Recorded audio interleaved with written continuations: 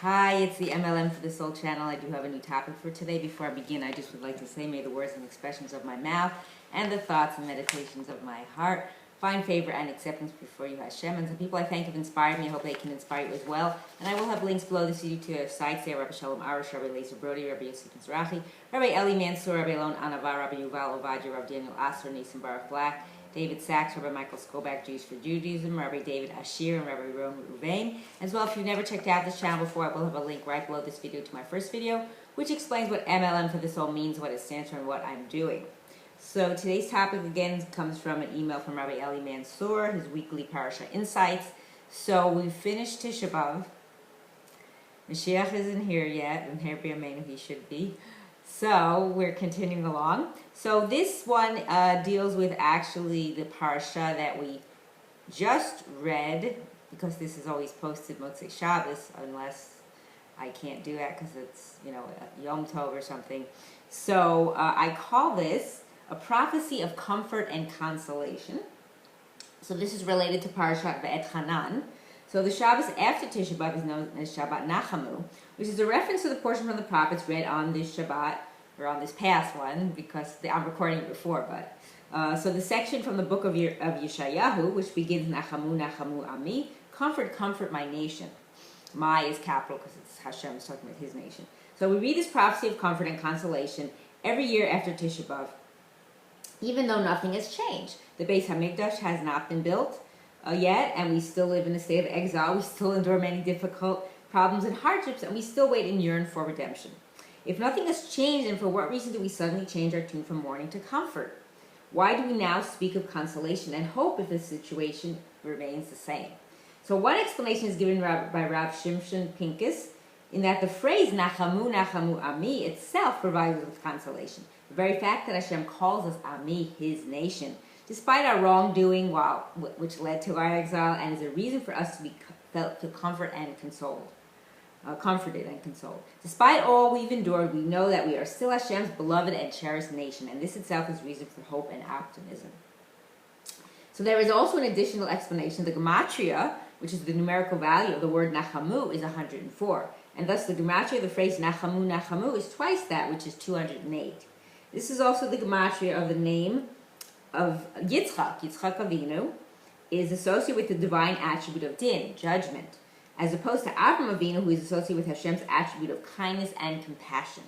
The phrase Nachamu, Nachamu alludes to us that even within judgment, there is reason for comfort and encouragement.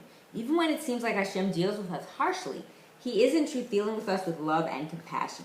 Everything he does is for our ultimate benefit, and is done with love and kindness.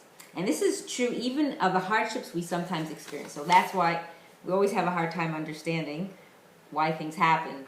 Again, it's not because Hashem is doing something bad to us.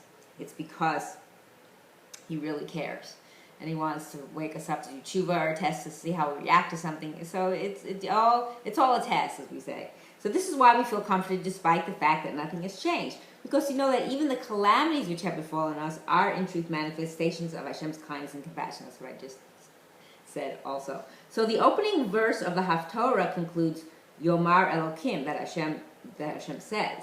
So the verb amar generally denotes a soft, gentle tone, in contrast to daber, which generally refers to a stricter, harsher mode of speech. So significantly appears here in conjunction with the divine name Elokim, which refers to his attribute of strict justice. This phrase too conveys the message that there is no substantial difference between his judgment and his compassion, because the two are really one and the same. So even when Hashem appears to deal with us harshly, he is in truth treating us with love, compassion, and kindness. So Parashat Ve'et Hanan contains the famous verse Shema Yisrael Hashem Elokeinu Hashem Echad, which you all know, hear Israel, Hashem is our God, Hashem is one. So this verse bids us to hear, quote, hear, meaning to understand and contemplate, and Hashem Elokeinu, both attributes of God are really Echad, really one. So the name Elokim, as mentioned, refers to the divine attribute of judgment, whereas the name of Yud-Kei Vav-Kei refers to his kindness.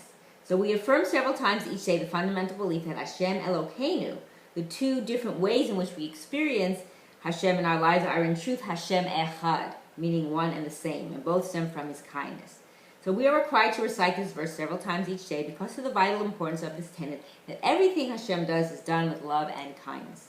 And it's for our benefit. So this is repeated many times now in this, what he's saying, because it's important. We forget that.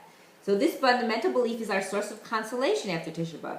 After we've mourned the destruction of the Beit HaMikdash, and it is our source of consolation whenever we deal with difficult hardships over the course of our lives. So you have to remember that. Hashem Elokeinu, even though it sounds like it's the two attributes that he has, judgment and mercy, Hashem is Echad, meaning he's one, meaning the two are all one and the same, and they all come from kindness. So, and I hope and pray that we will all have comfort and consolation in everything that we do, and realize that Hashem is always showing us his kindness, and that we will merit to live and see the coming of Mashiach speedily in our days, and rebuilding of our final and everlasting Beis HaMikdash. Amen. And thanks for watching.